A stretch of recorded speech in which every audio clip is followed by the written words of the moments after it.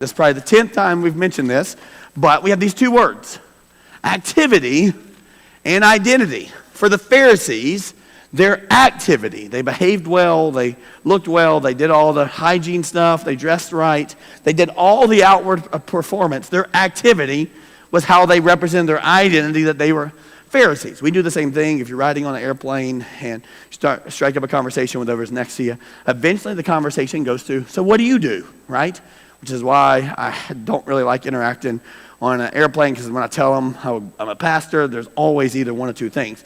A really, really terrible story of an experience they had about a pastor or a church, and so I hear that one, or how it's foolishness, or sometimes it's someone that's kind of a kindred spirit. But then there's this conversation that just plays out the rest of the time with lots of questions. But again, what's happening is people are making assessments about who you are based on what you do, right? That's just how it works. I'm a teacher, I'm a pastor, I'm a plumber, I'm an electrician, and we make some assessments on that, or even more.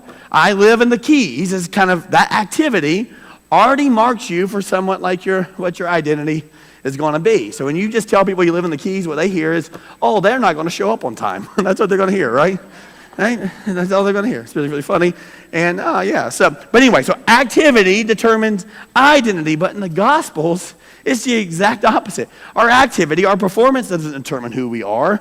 Who God says we are determines who we are, and therefore our activity is actually determined by our identity, not the other way around, right?